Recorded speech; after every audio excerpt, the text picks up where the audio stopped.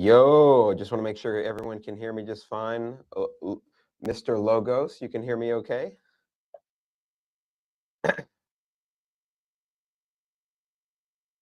Beautiful. I'm going to, let's see. Okay, so it looks like Francesco is already up here. By the way, guys, our good friend Francesco is in the lab right now. We're in the factory about cooking up a masterpiece. So we're in a really good position, I think.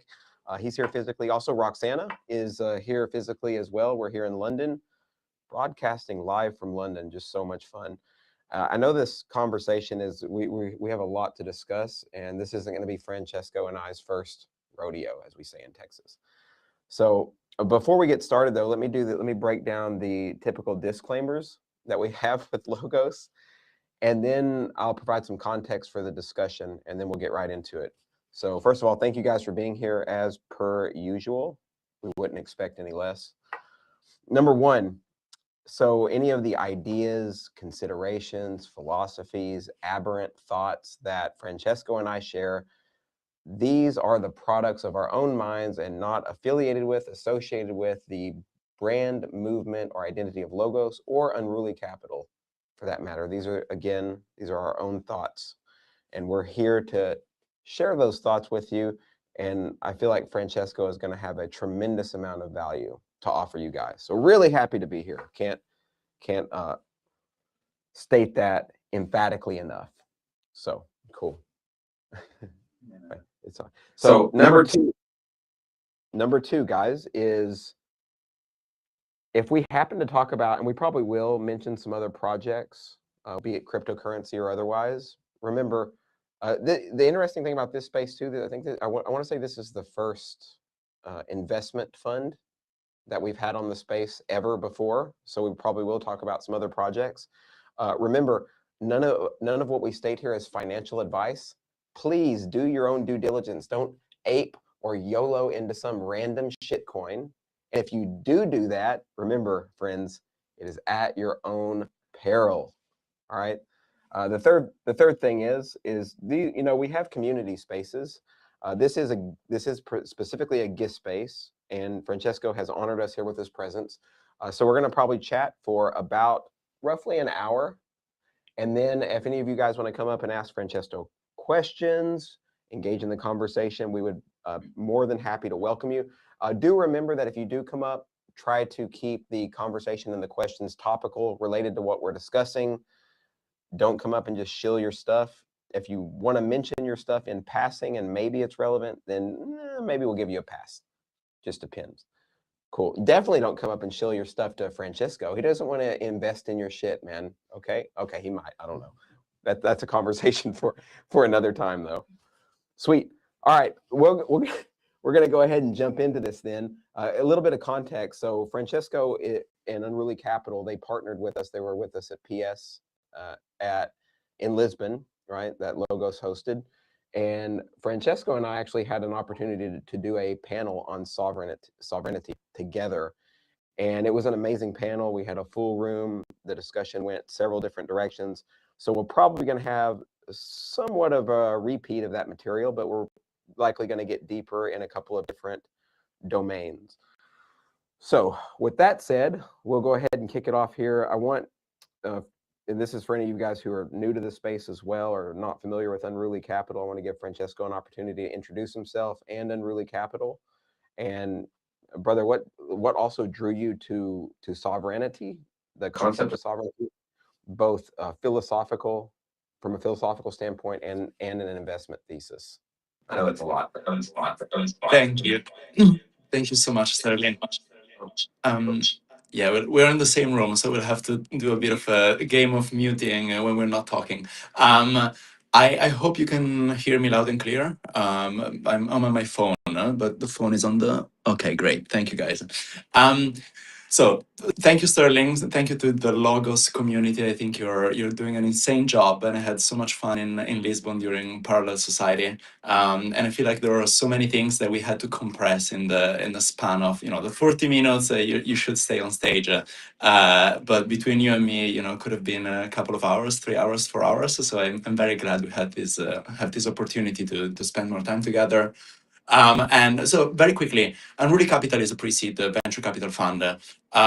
We invest in a range of critical technologies where the whole question is around what you mean by what we mean by critical. The way we think about the future is try to see what is the core set of civilizational functions that we want to preserve as a collective in the course of the next few decades.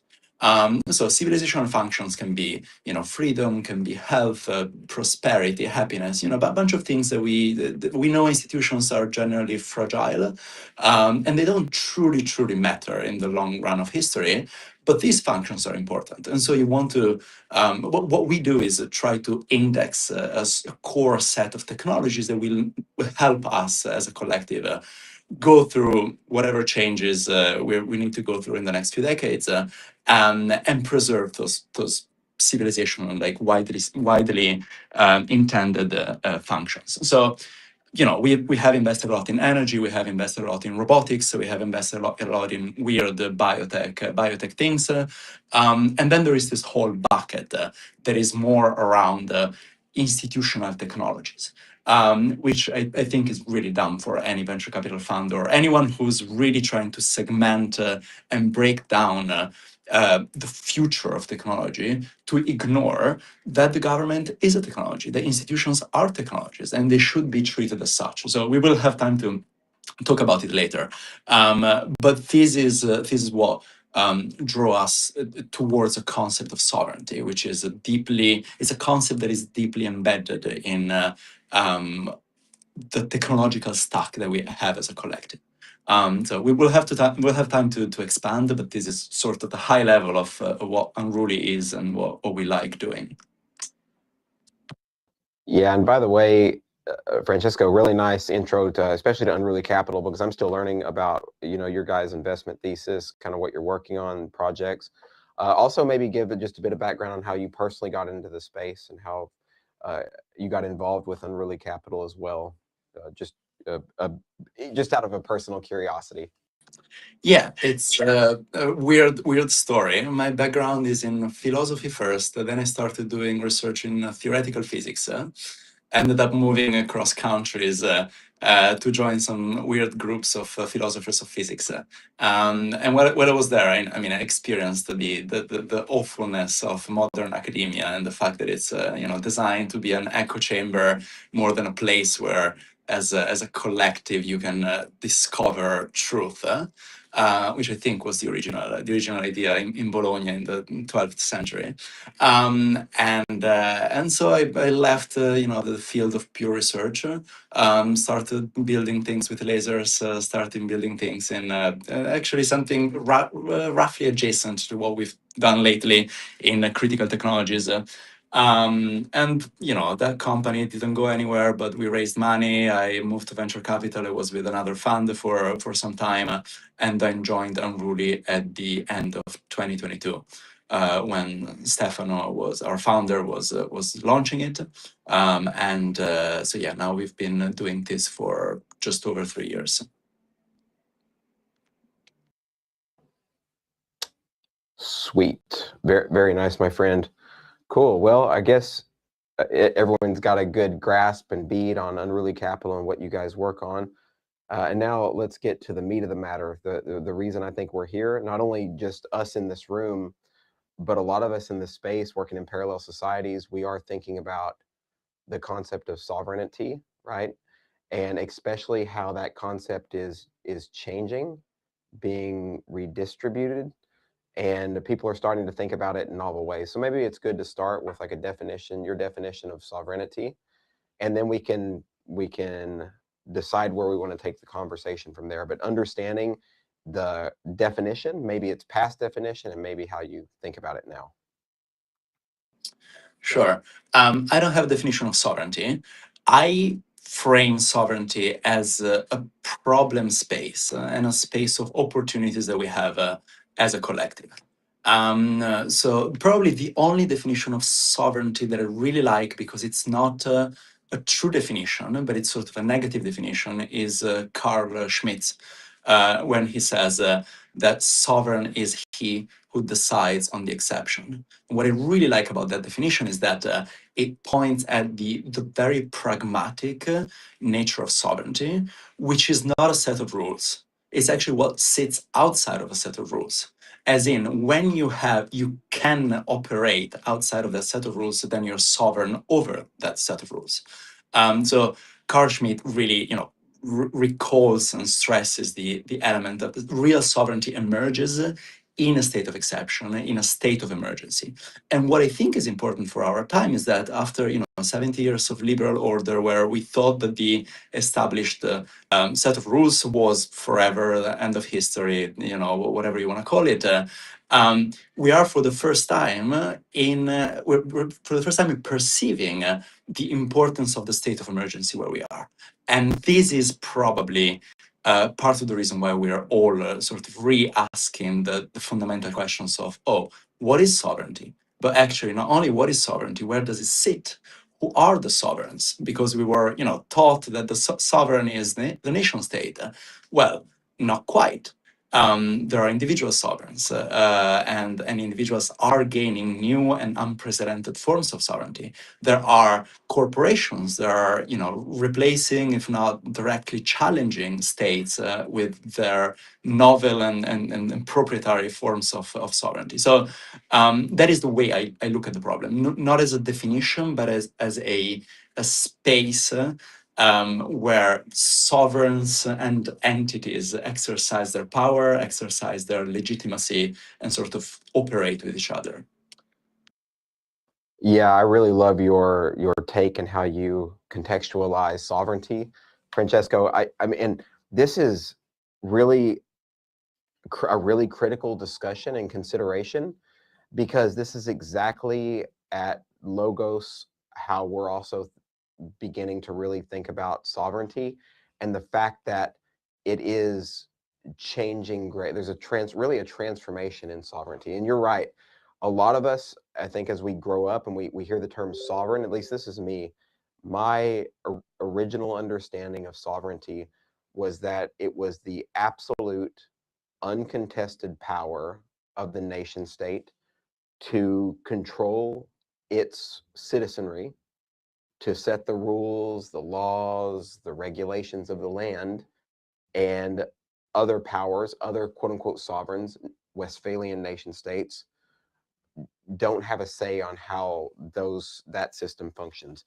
And this, of course, this has a historical context. So I think a lot of folks know that the Peace of Westphalia, I believe the date was 1648. This was a time when the new idea of sovereignty, or the idea of sovereignty as we were taught to understand it, really emerged. And it emerged as a result of leaders, really rulers in different countries, making a decision or deciding, how can we not continue to destroy each other on differences in opinion regarding ideology, religion, politics. And so this was an alleged cultural, technological solution to those problems. But we see that this is one direction we could go, but we see that did not work out too well. It didn't completely prevent that from happening. And also, we're clearly in the midst of a situation where, quote unquote, these sovereign powers now, which is your thesis, are beginning to unravel. So this is the same part of the thesis that Jared and Peter make in Farewell to Westphalia, that there are all these other actors now beginning to take on these powers that, quote unquote, sovereign nations used to hold. And maybe I'll let you, if you have any comments, I'm sure you have a lot with regard to that. Yeah, it's very interesting to go back in history, because first of all, the state that we conceive as this, in a Hobbesian sense, the Leviathan, this absolute authority. If you go back to the origin of the word and the conception of state, it was literal. It was like Machiavelli, when he talks about the state, it's the current state. Right? So what he talks about, the whole point of the prince is to teach the prince how to preserve the state. Where preserve the state means, try to keep order in that current arrangement of things that was going on in their little little, whatever, medieval Italian republics. So the state is a provisional concept. It just denotes and indicates a certain state of being. And we have, post-Hobbes, turned it into this sort of mythological entity that has absolute power, and so the sovereignty is the state of the state is such a huge thing, and that's why now we think about the loss of sovereignty of the state, and we all sound black-pilled, catastrophic, or everything is falling. No, it's not that everything is falling. It's changing because states, in the original Machiavellian sense, naturally evolve. And we are the first, civilization that is so obsessed with this thing staying as it was 400 years ago. It makes no sense. It shouldn't stay as it was 400 years ago. It's a technology. As any technology, it evolves. And it's our duty as members of the collective to make it evolve in whatever directions we think are better for the common good. And this weird conservatism about the state is an unprecedented thing in history. Like if you go back to all the great political theorists, Rousseau has a beautiful page somewhere in the social contract where he talks about the fact that any state, the moment it's born, has the seeds of its own destruction. So it's like Rousseau articulates it very well. It's the seed. When you take a definition and you put an institution in place, given the fact that the institution is in place and has a certain structure, it automatically contains the premises of its own demise. So it was very well accepted. It's normal. Institutions are made as provisional ways of organizing the collective, then collapse or change, evolve, or transformed. And there is another. I think it's the quite famous ending of Montesquieu's Spirit of Laws. Where it's funny the way he articulates it. It's a very, very similar concept. He says the state you're presented with now will collapse as Rome and Sparta and Athens collapsed. But the way he says it is its freedom will vanish. Its state will collapse. So it's this deep connection of freedom that will vanish. And the moment freedom has vanished, the state has collapsed, and you have to figure out something else, because the fundamental element of the state is its freedom, and it's the preservation of that freedom. So you look back in history and people are like, okay, we try to re-engineer, we try to elect some tribunes of the plebs. Oh, actually, they don't work great. Maybe we elect 3 tribunes of the plebs. Let's see if 3 are better than 2. Actually, let's revise this constitution, or maybe we don't have a constitution. Let's figure out this new parliament shit. If it works, if it doesn't work. But there was a lot of, genuine creativity and designing institutions and building institutions was just a creative, in the original sense of the word, process. And now we are stuck in this thing that Westphalia and whatever happened there was the best thing. No, it was a technology that worked very well when Europe was going on. We're undergoing that religious civil wars and similar.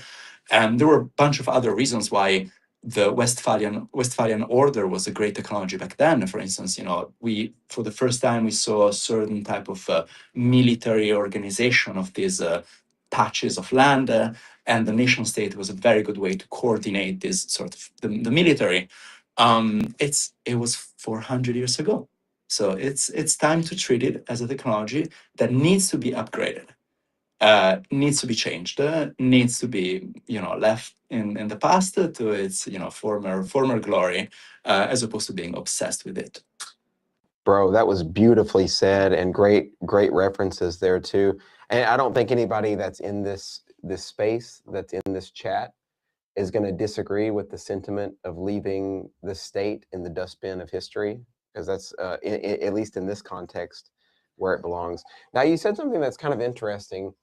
You mentioned the kind of the state being associated with its own kind of freedom, right? Because the freedom to at least interact in its own domain, And without being too abstract, we understand that the politicos, the kings, the ruling elite who control the apparatus or the machinery of state do in a way kind of exercise their own quote unquote anarchy, right? Their own kind of quote unquote freedom, because they're able to control in their domain what happens. And they can actually, and this is, I think, one of the things that a lot of us here get really irritated, frustrated, and pissed off about, is the fact that they are de facto above their own laws and rule sets as a nature of there being a power vacuum in the context of the state. So I was just making a comment there that it's really interesting that how you associated it, because there has been some thinkers who have written about quote unquote anarchy in the context of states having this kind of absolute power. But I think this is where we can dovetail very nicely into how this is being reconfigured or retooled in the modern age, because if sovereignty gets re-envisioned not as a state-based power or even a collective-based power, but one that is dispersed to either individuals, micro communities, different types of agents, then that means that there's a new application of freedom or liberty that gets provided to those agents or those smaller communities in ways that they haven't fully experienced before or even anticipated. So it seems like there's also a tremendous amount of responsibility that is now going to be bestowed on the human enterprise for dealing with this newfound sovereignty. So I was going to see if you have some thoughts on that. Yeah, it's there are a few things we can touch upon. The concept that the state is the real anarchist. I think it's, you know, we could talk about it for hours. There is probably, I think there is Pasolini, the Italian filmmaker, has a similar sentence or something around, you know, the prime anarchy, the real anarchy sits in the hands of the state. But it's exactly the definition that Schmidt gave that we discussed, right? Why does sovereignty sit with the possibility, the rule over the exception? Because you have to be above the law. Only who's outside of the system and above the law, and hence rules over the state of exception, that is the real sovereign. So I agree with you. It's the prime anarchist is the state, and it's very much how, for instance, Hobbes see the relationship between states. A relationship between states, since there is nobody that is sovereign over them, like to as an international coordination, is the state of nature of clashing of states and wars and perpetual wars. So it's interesting. You can take it also at, to that level.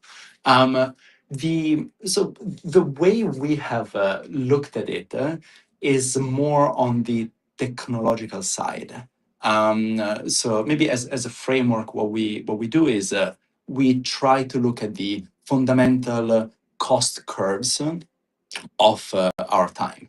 And you know, the cost of managing information also in the form of money, the cost of wielding war, or you know, exercising political violence, all those things that traditionally were very expensive and so had to be in the hands of the state, are now being redistributed as a very natural technological trend of going down these cost curves. So this is just to provide some background. When you say there is this redistribution, okay, what are we talking about in terms of redistribution? Is it just states losing legitimacy, states losing power because there are old institutions, or are there some underpinning, you know, core technological trends that are inevitable? And it's inevitable that you will be able, and you are able to 3D print an FPV drone for $500, and that lets you project power in a way that used to be traditionally only possible to a state. Only a state could project power to that distance by deploying an army, by deploying whatever in aviation systems and similar. Now it's going to be something that individuals can do, and this calls into question that traditional form of sovereignty, and you're like, okay, now we need to figure out what are these new smaller sovereigns that can exercise violence potentially on their own. Same thing as we know it very well on the monetary side, right? The fact that we can now we have this sort of portable sovereignty where we can move across borders and take all our assets with us, and the state no longer has that level of control over the capital that has accrued within its borders. That is very clearly a form of sovereignty that used to be very much in the hands of the nation state, that is now being redistributed. What is the catalyst of that redistribution? A new technology. Like blockchain is just an excellent technology. The nation state used to be great when you had to keep your gold reserves somewhere hidden and with an army around them, and that was how you would back your money.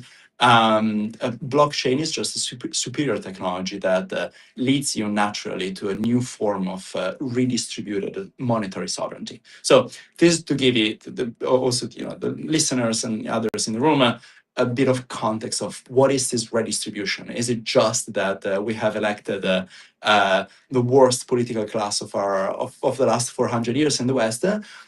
Also that clearly accelerates. But there are underlying technological trends that we need to sort of look at and understand, and then follow that trace to see how technology is being reframed. Sovereignty is being reframed, and who the new sovereigns are. Yeah, I have a lot to say about this topic too, personally, and I get you're right. There's a lot of different directions we can go.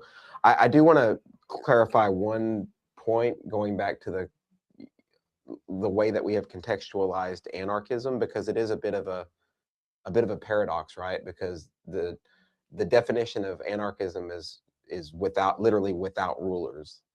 And so the reason that, by the way, this is for all of the community, you guys who are in here, this is an interesting framing for anarchism, because those of us who are like traditional, either anarcho-capitalists, or if you're on the left side, like an anarcho-communist, you're like, well, this doesn't make sense. The state can't be the anarchist because the state is the ruler. But the way that we're framing it here makes sense from a perspective of reality, where these guys literally get to be the anarchs because they don't have anyone literally to control them or to enforce any kind of that. This is the reason why, from an intellectual and a philosophical perspective, this conversation is really important to have. But the good news is, even if that was a true case, as Francesco pointed out, we are moving into a transitional period, a new kind of era, where the individual, and we can talk about the individual first, has the ability to deploy a variety of new kinds of technologies that give them a tremendous amount of power, and potentially the power of violence. So that was just one part, right?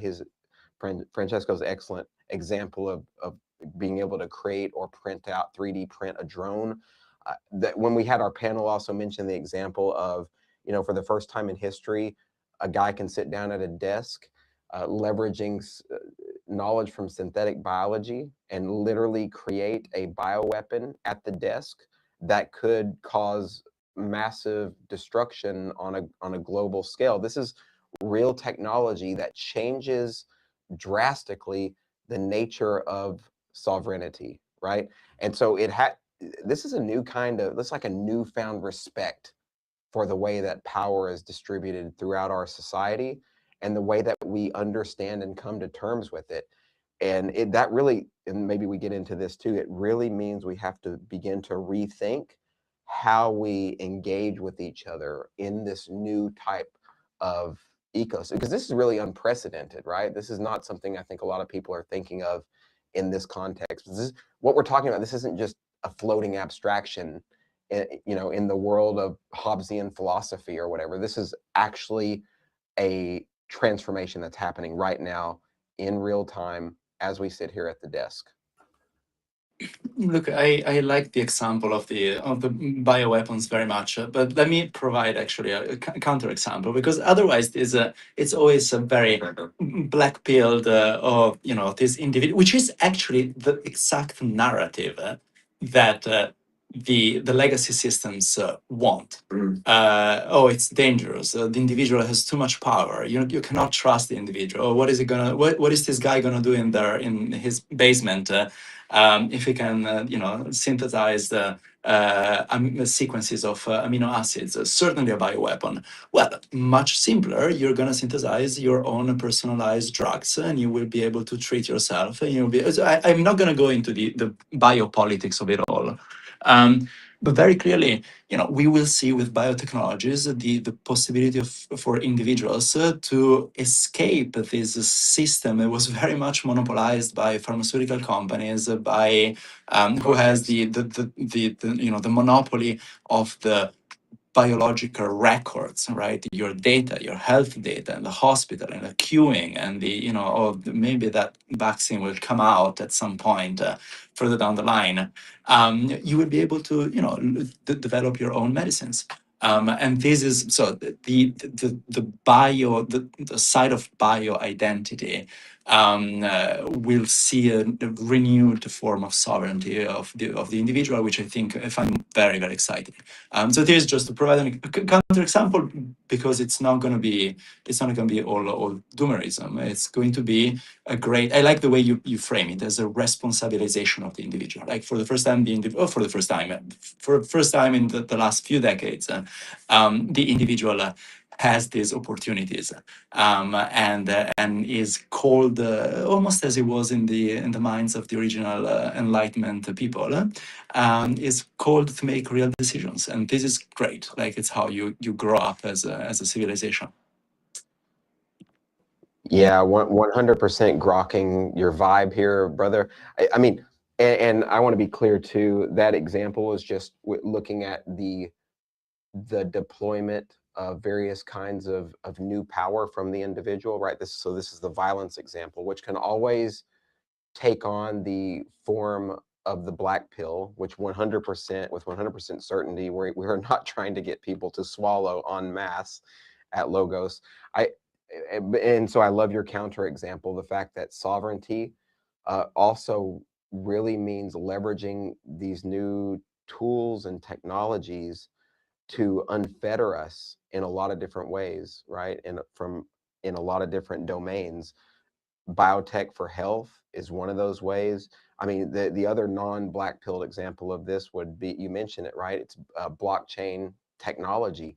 I mean, the ability to develop and deploy protocols that allow the common individual to take back financial responsibility and sovereignty is a huge blow to the neoclassical or the classical vision of the Westphalian apparatus. And I personally think that's a beautiful thing. Yeah, look, there is something very interesting there. If you think technologically about the concept of blockchain, but the concept of the state as this sort of verifier, right? Or as a decentralized entity, that when it comes to verifying that a certain transaction is legitimate, or that a certain, act, like a legal act has been enforced or has a certain level of validity. Traditionally, the state was a great way to centralize this information and to handle it, and then you would have to go in front of a court or something like this and show in a document to prove that that thing was legal. What happens when you can have systems that are self-verified, that remove technically this middle layer that was traditionally represented by the state? That is, I very much like this framework of thinking about the monopoly on ontology. So the state defines all the entities within its ontology. So a transaction, what is a legal transaction? It's an entity that is verified and accepted by the state within its ontology. And that's why we have KYT, KYC, and similar. Who is a citizen? A citizen is someone on a record, on an electronic record, and that record gives you certain types of political rights and similar. Once we disintermediate from this process where the state was the enforcing, the legitimizing function, because you can run everything on blockchain. That literally takes out, eliminates and removes the whole huge part of middle layering. There was the traditional part of the sovereignty of a state, and hence you feel this conflict and this tension between the state that says, "Oh, wait a second, I used to be the only one that can, back that currency, or that can, verify the validity of that transaction, or that can verify the validity of that entity, of that individual." Uh, why is now this blockchain thing taking that authority from me? But this is a very clear technological trend, and it's not it's just in the nature of things and of developing better technology that in turn forces the state as a technology to evolve and change.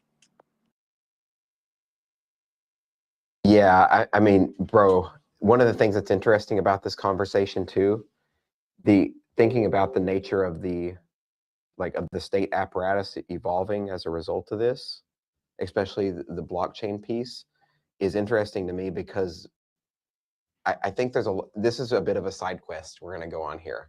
So in the blockchain space, the quote unquote Web3 space, there's a lot of us, I think, that have become disillusioned by crypto blockchain's capacity to undermine the traditional state apparatus to some degree, or to at least transform the nature of it. Because a lot of us, and I'm guilty of this as well, is pointing out how a lot of these systems have been hijacked, right, in various ways, like the hijacking of Bitcoin by traditional institutions, thinking about also the lack of privacy in the space. But I think this conversation definitely helps us get context around the notion that this technology is still having a massive impact on power and the state, even if these quote unquote hijackings are actually happening. There's still a lot that is going to be done and that can be done in terms of leveraging crypto for it. And this is really its intended impetus. Thinking about the Genesis block in Bitcoin, Chancellor on the brink of second bailout, that's a political opus, right there, etched in the blockchain. And that doesn't just go away, even if, to me, it's like thinking back to like a Leviathan or Kraken. The state is in the process of sounding its death knell, this traditional power center, but it's always going to try, like the Kraken sweeping its tentacles over the water, pulling down as many folks with it as it can. That's the situation that we're in. And the only thing that the state can do to stop unstoppable protocols is to try to hurt the people working at the edges of these protocols, since it can't actually stop the technology itself. And I went on, again, a little bit of a side quest, but I think it was worth the discussion. No, it's very important because you're pointing at the fact that it's not an inevitable distribution from a centralized to decentralized entities. We're introducing a technology. So what technology does is that it just introduces a set of new possibilities. Now, these possibilities can be taken up by new sovereigns, can be also used, when you talk about hijacking, can be also used to reinforce older sovereigns. So there are many examples. If we've spoken about drones as an unprecedented way for an individual to project force, drones will be used for surveillance, for targeted assassination of dissidents. So same thing, like the change in the way identity and bioidentity is verified. You will have biometrics for mass identification. You will have, the CBDCs for programmable money that will introduce spending restrictions. You will have, AI that is will be this incredible democratization of intelligence that can, for the first time, run at the edge, and so that you from your basement you can get access to the set of knowledge and the skills of a pharmaceutical company, of a public pharmaceutical company, or a big manufacturer. It will also be used for predictive policing, censorship at scale, and everything else. So there is the way we should frame this is more as a contest between sovereigns. So technology introduces a set of novel possibilities. Then these new possibilities have to be taken up. They can be taken up by individuals, and this is unprecedented, and it's great, and it's here we're in the white pill of an incredible age of empowering, where the individual has to think about their novel possibilities. It can be These possibilities can be taken up by the former leviathans that become even more authoritarian and prevent their own dissolution, which is certainly a mechanism and a tension that will be there, as you're saying, in the image of these tentacles that try to grasp and remove and kill their threat. There are intermediate in terms of numbers of people involved, intermediate sovereigns, such as huge private companies that will, in some ways, clash with the individual, in some ways, clash with government. So what we have seen with the Anthropic versus U.S. government thing in Iran. It's a great example of these AI mega labs that start developing their own sovereignty, in the sense that they are the real bottlenecks for the deployment of critical technology, and they decide to use it against another legacy sovereign. It can be an individual sovereign, whatever. But we will see this more and more as these capabilities are sort of devolved to new actors, and these new actors and the old actors try to suppress it, and the new actors try to erode the monopoly of the older ones. Yeah, I'm glad you expressed that too, Francesco, because that's really where the rubber meets the road in terms of thinking about where we're headed and how sovereignty is indeed being, quote unquote, redistributed or shifting. I think we covered that quite nicely. I do want to take just a minute here to reset the room, because we've been going, and I told you we would have plenty to cover. It's been 50 minutes. We want to thank all you guys who have been in here listening to the space, and Francesco, like I said, he's just a wealth of knowledge and a true giga brain. So we definitely appreciate his presence. I think what is going to happen here in right, what is it? Indeed, we could do this for days. We could sit here literally for days. Just give us. Sure.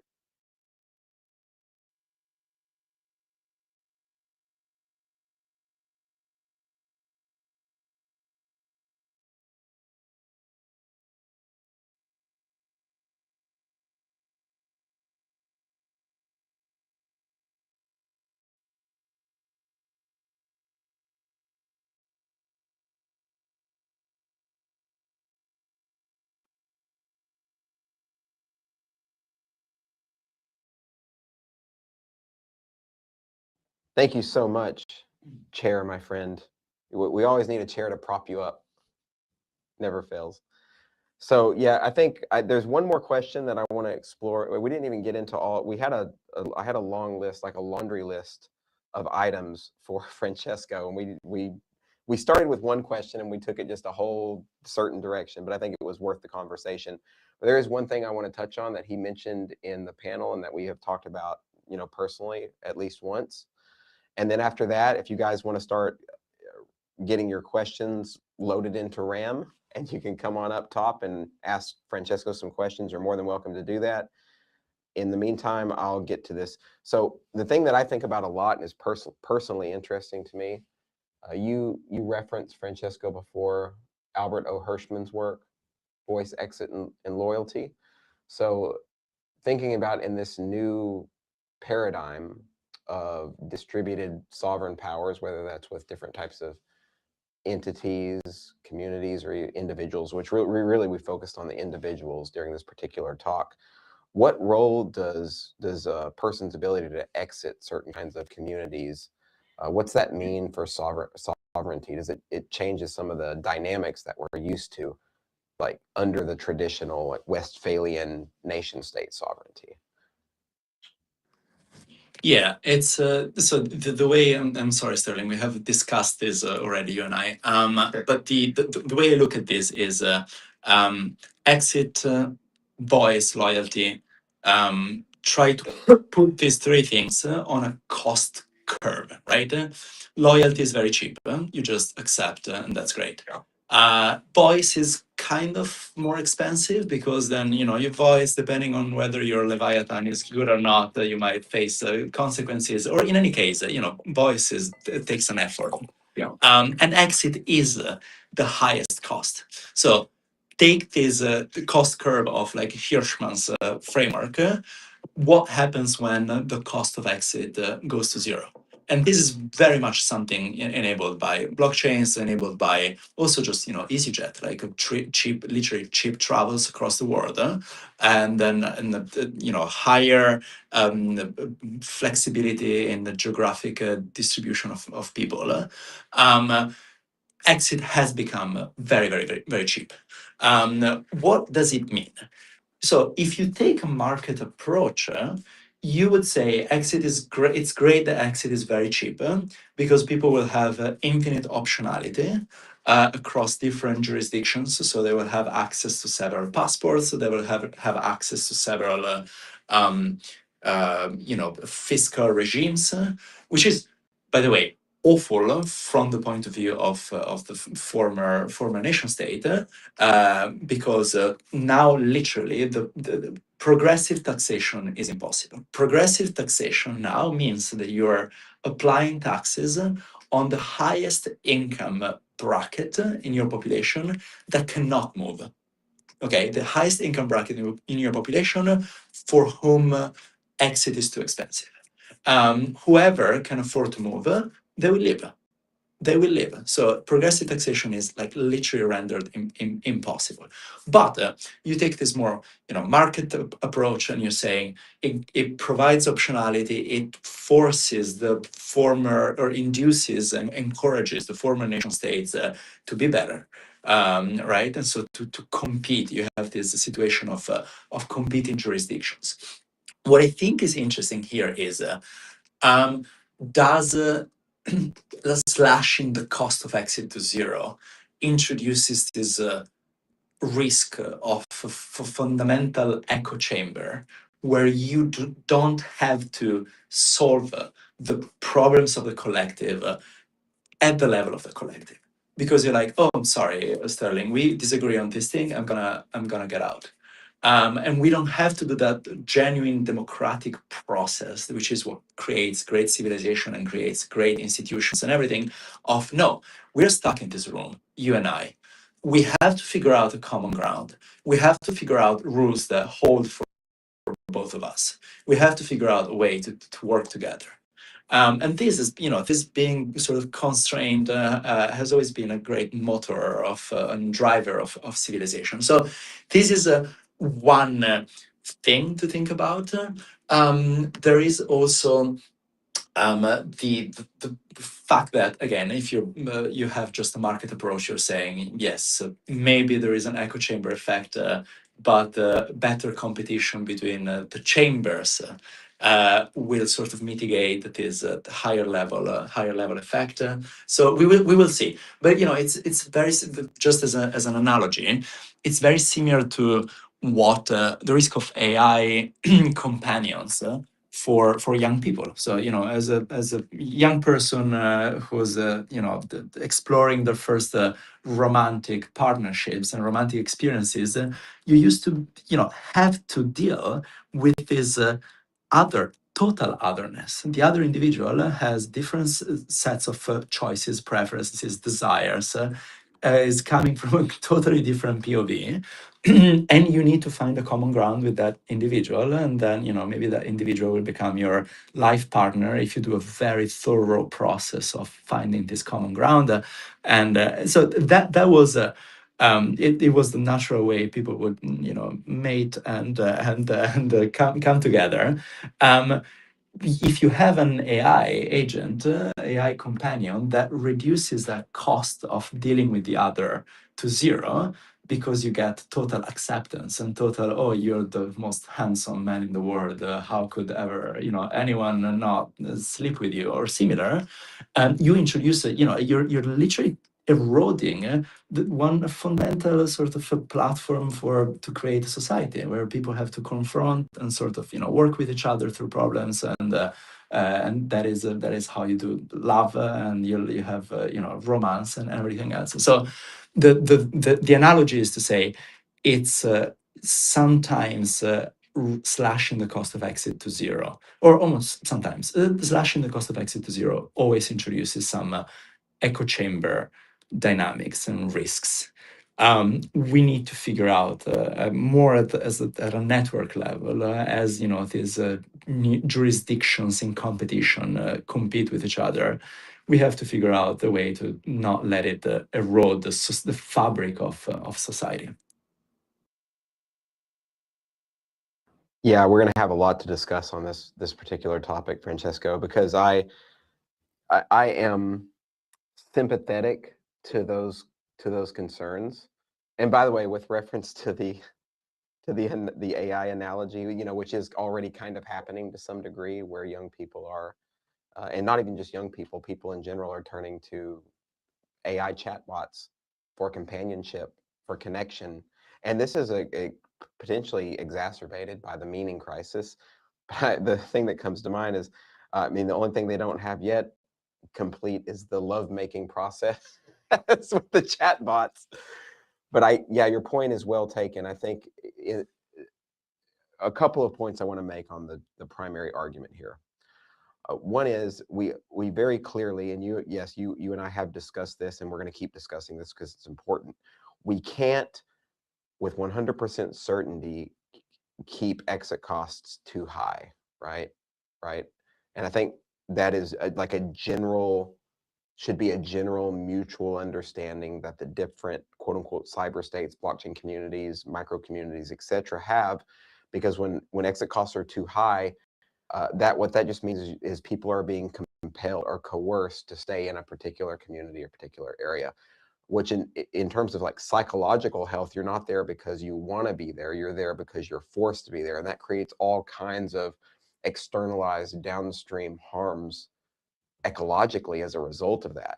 And then, of course, worst case scenario is you effectively get the North Korea of your cyber state, right? Because what North Korea has the highest exit cost. You exit from there, you try to exit from there, they'll just shoot you, right? You're just going to get stood in the line and offed. So this is one of the reasons, even generally speaking at Logos, a lot of us are very much trumpeting the notion of keeping exit and switching costs tremendously low.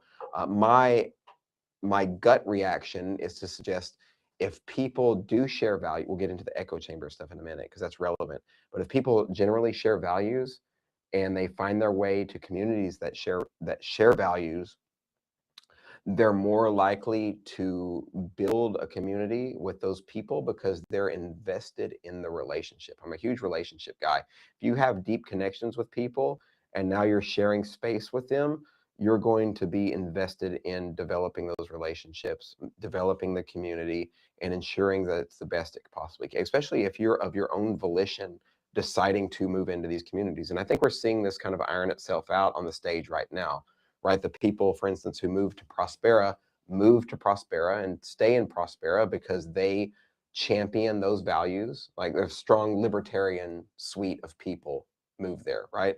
But by the same token, now we do have a scenario that could crop up where we have these gaggles of echo chambers that emerge within these different kind of communities, which could actually be a limitation on thought, a limitation on exploration, maybe creates too much comfort to some degree.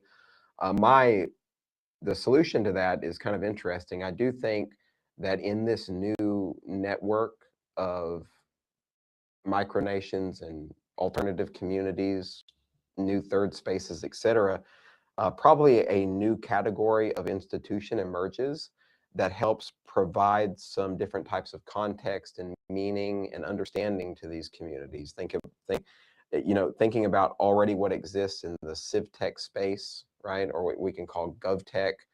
So this is something an organization like Radical Exchange could look into research-wise, provide services for, MetaGov as well. So I do think, and they're very specific in the like CivTech technologies, but thinking about this as a problem to be solved in these communities is also something that such an organization could work on to provide advisory services and templates for social coordination and cohesion in these communities. This is something we have to keep thinking about because you're right, it seems like there's a balance to be struck because it does seem like people could very much willy-nilly just exit communities, right? People can get very shady and shifty too at times. But I do think the other way that we've discussed this is that you need some degree of friction between people in these communities. I just think that friction exists as a de facto part of human life, even if you agree, like you and I agree on fundamental values, like non-aggression, axiom, shit like that, good. But do we agree on all the like different films that we like or different tastes or aesthetic ideas? Probably not. And so that could, even the smallest things can potentially create friction. So friction just generally exists as a consequence of human unique psychologies. Now, the other thing that I mentioned that I think, I consider myself a cosmopolitan thinker or a panarchist. I think we all should give respect to each other in the sense that we are all unique. We all have certain preferences, tastes, and even decisions on how governance should be enacted. So that, I believe, is the type of society we are finally attempting to iron out, right? This is like the panarchist thesis. Like if you're familiar with that school of thought, the term just means that people should be able to live wherever the fuck they want to live and opt into whatever kind of governance service that they choose, right? So it's a little bit of a different take on some of the aspects of the new civilizational community that I'm gonna let you respond, and then we can see if anybody's ready for some questions or if they want to join us. Yeah, we probably might diverge on the practicalities of pan-anarchism and its feasibility. But let's not do that. I think another time. I think what you're saying about the importance of friction, about the importance of I agree very much of slashing the exit costs to zero, is that all these technological trends are calling us to grow up as humans. And I wanted to read this, what I absolutely love, which is Immanuel Kant's definition of enlightenment, where he says enlightenment is man's emergence from his self-imposed knowledge. Knowledge is the inability to use one's own understanding without another's guidance. And this is self-imposed because of the indecision and the lack of courage to use one's own mind without another's guidance. And so the motto of the Enlightenment is dare to know. This is, we have to slash exit costs. They will go to zero. And this will call us as humans to go through this process of, we have to grow up and we have to learn what what it means to live in a world of infinite optionality and not turn it into echo chambers, not turn it into a running away, but it's having communities that are more aligned, that go back to thinking about values, that go back to thinking about what matters for the common good, and think really about the common good.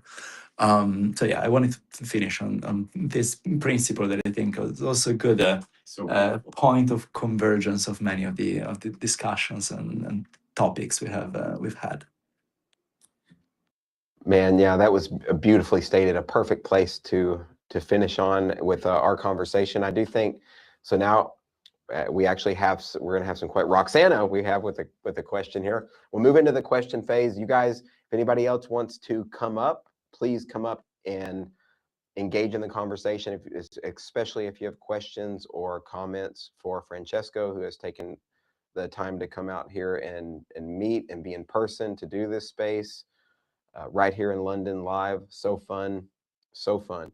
Okay, cool. So we'll go ahead and let Roxana. Well, Roxana is also here, by the way. I think I mentioned that earlier too. She is here physically with us in the building. She's not in the exact room that we're in, but she is here in the same building, by the way. Okay.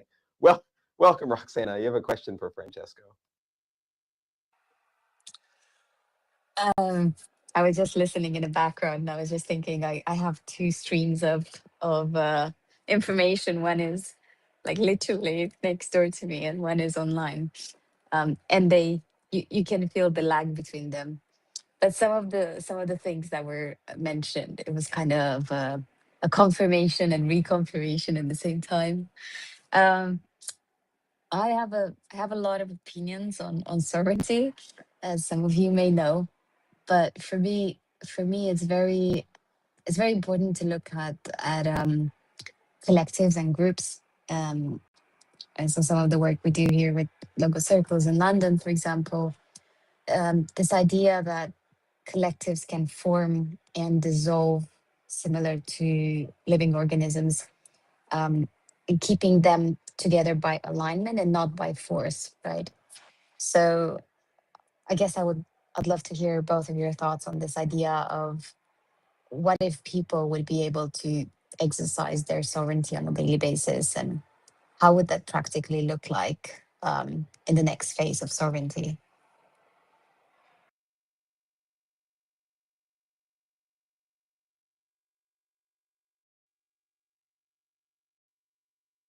Yeah, it's Sorry. sorry, we have some echo here. It's very interesting, Roxana. Predicting the way it's going to be exercised is very hard, but I think the technological question of whether we're going to have and we're going to invest. I mean, now I'm talking as an investor, but as a collective, we're going to build the things like logos, right? Like literally foundational technologies that will enable this newfound or new built way of doing things together as a community. What maybe I would go one level more abstract. What I think is really shocking about what's happening, for instance, in Europe on free speech, which is appalling, shocking, really scary, um, is that these restrictions on free speech, beside being, just the, nation state, as you were saying, the tentacles, Sterling, the tentacles sweeping and killing people. So it's definitely, a response of the nation state that tries to sort of silence voices. But there is also the fact that we have forgotten a fundamental principle, which is that the collective can be a source of truth. If you don't believe that the collective can be a source of truth, then okay, then we go, full regime dictatorship, right? Because clearly there is nothing that the system can learn from its constituents. And we need to get back to thinking the collective can be a source of truth. The collective has to be unleashed, and the individuals have to be unleashed because they can form all the progressive little bits and pieces of bigger truth. So, Roxana, what I think is you need technologies like logos, you need technologies that enable this inherent freedom of individual to be expressed.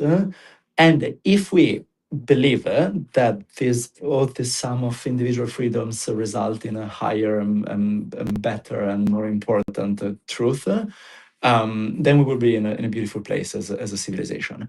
Otherwise, you should just say it clearly. When, as the European Union, you introduce the chat control thing, you should just say, look, we don't believe that our political collectives can add anything useful to us. And so they have to be managed as you manage a herd of sheep. And that's it. And then we do chat control, we do everything else, and you shouldn't be allowed to say this or that thing, which I think is exactly the opposite of what I mean. But I can't speak for Logos, but I think it's philosophically the opposite of what you guys are working on.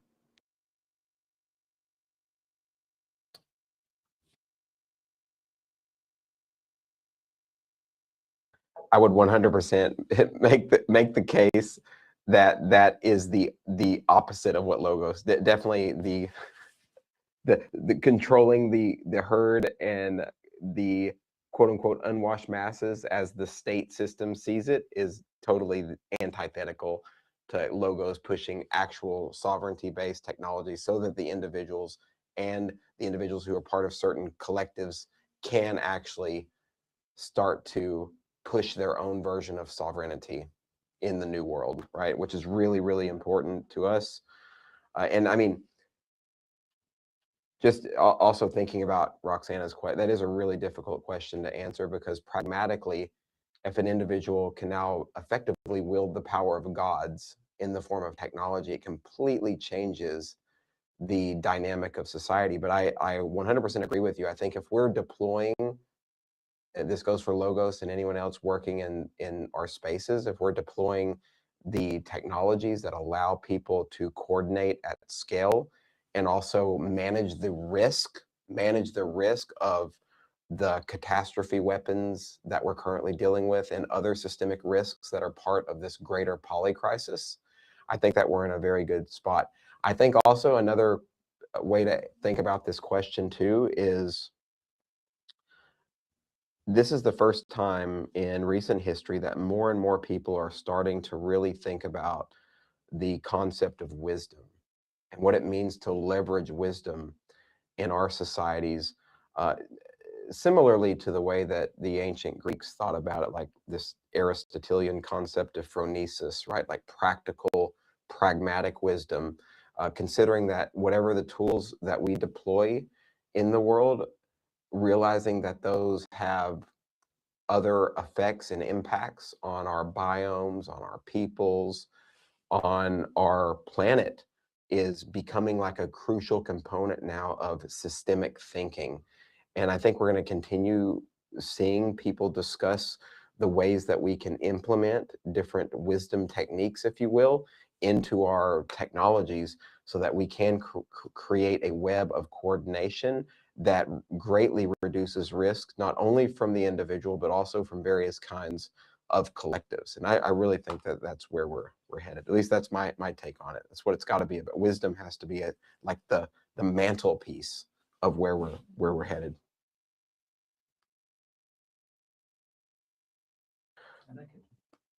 Sweet. Let's see, by the way, if there's anybody else, if you guys are, I know that there's probably some folks who might be a little shy, but I promise you that Francesco is not a biter. At least I haven't, seen any personal action. So you guys are more than welcome to come up and chat right now, or indeed forever hold your peace. In the meantime, we'll see if Roxana, if you had your hand is still up. It's probably a legacy hand, but just want to make sure that your question got properly answered there, friend. Oh, it is a legacy hand.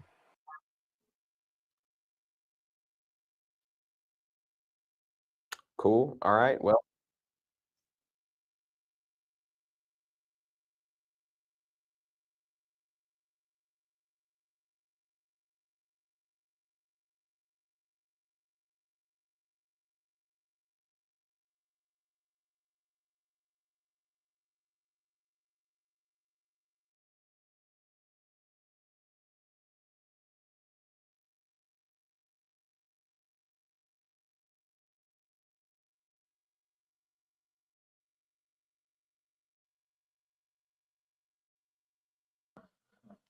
cool. Well, guys, I think in the interest of time, if nobody has any questions, what's gonna happen now? Oh, wait, I have a request. Goodness, who is it? Okay, we have Majestic. Man, I love that name.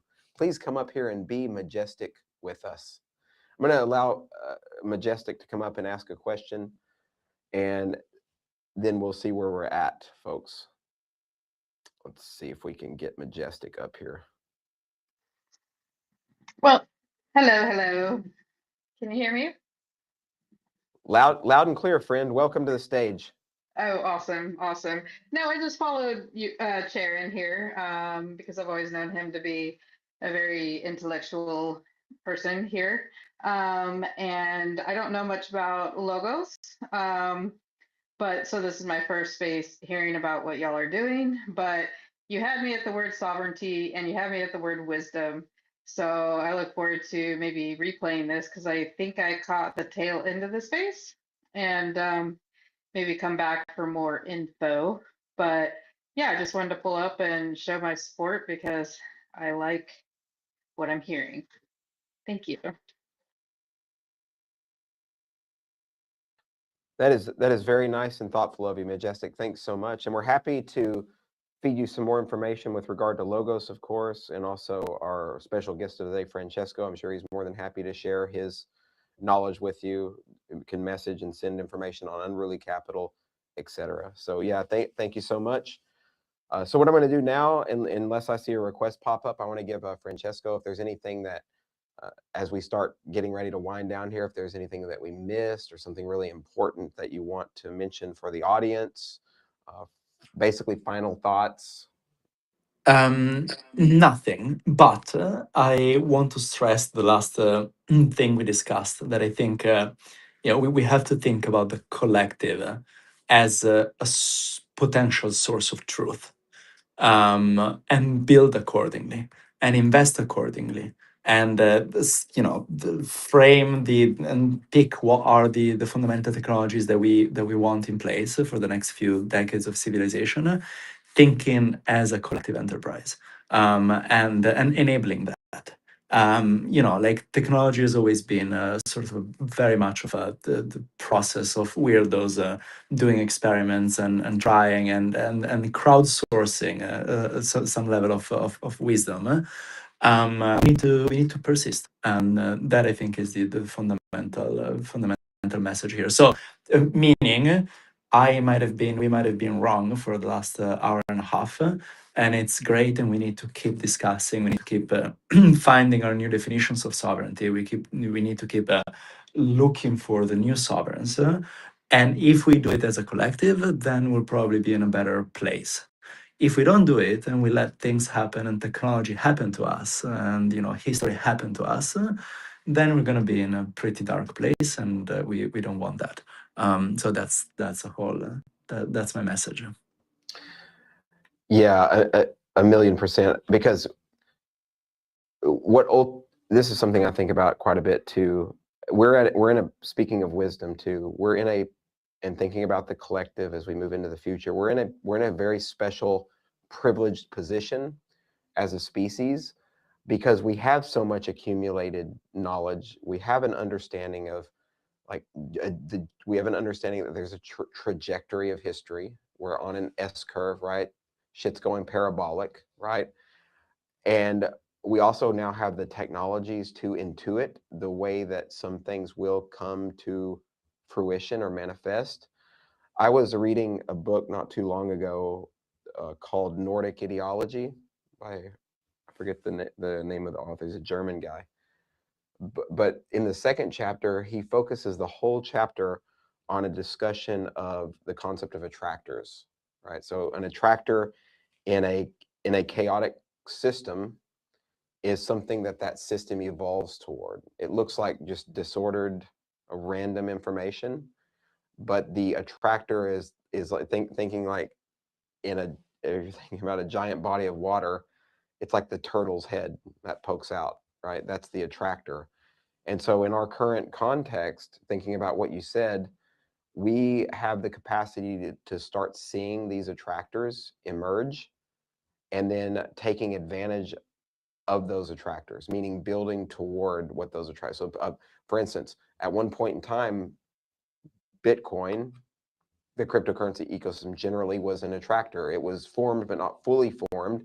And there were a few wise people who decided this is the future. And they invested a tremendous amount of not only capital, but time and energy to make it manifest. So in a way, this is like the new version of futurism. Futurism just isn't about making random predictions and hoping that you're correct. It's not even about making even halfway more accurate predictions.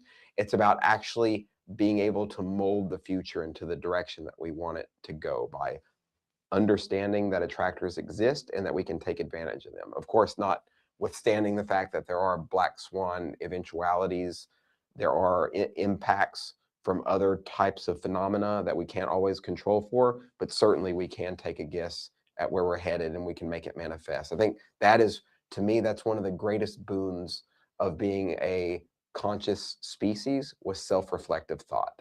So again, guys, I want to give, we currently have 28 people in the space. You guys who just came in, if you want to, this conversation is definitely worth going back and revisiting because Francesco is just a wealth of knowledge in the space of sovereignty and how it's changing. And I can't be more proud than to have someone such as himself on and to be here physically in person with us to have this discussion. So I just want to say thanks so much for coming on the show. I don't see anyone else who wants to come up. So I think, yeah, we're at the end of the rope. If you have a last comment or response, and then I'll wind it down. Thank you very much, Sterling. It was really great. I enjoyed. I know it could have been 3 hours. It could have been 4 hours. It will be probably 3 or 4 hours at some point. But thanks everyone for listening. And yeah, let's do this future thing together.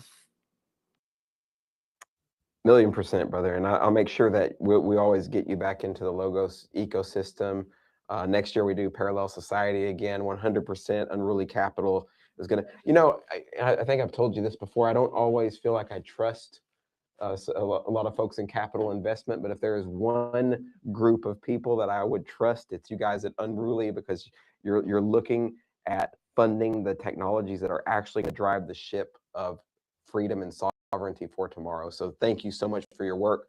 All right, guys, let's all remember as we exit the day here, right, that we are in a transformative era. We have a lot to be hopeful for and optimistic about. There's a lot of black pills that are swirling around the interwebs. There's the meaning crisis that we're currently having to deal with, and of course all the fallout and the sadness and the tragedy of that. But remember, we do have these communities. We have people that we can turn to for help. We have our physical locations, we have the technologies, we have the public goods, and we have the wisdom and the intellect to actually create positive change and to drive the ship of tomorrow squarely into the future. So thank you all for being part of this movement and this revolution, nigh evolution into the future. So until next time, guys, we'll see you on, again, Tuesday for the Logo Circle, Digital Circles, and then next Thursday, we're gonna have a special guest. I believe next Thursday, by the way, give you a little bit of a hint, we should be having, no, I'm not going to tell you guys. I'm going to leave you hanging so that you can just wonder who it is. But I want to make sure to doubly confirm who the special guest is. I know who it is, but I'm not going to tell you until we're fully, triply, doubly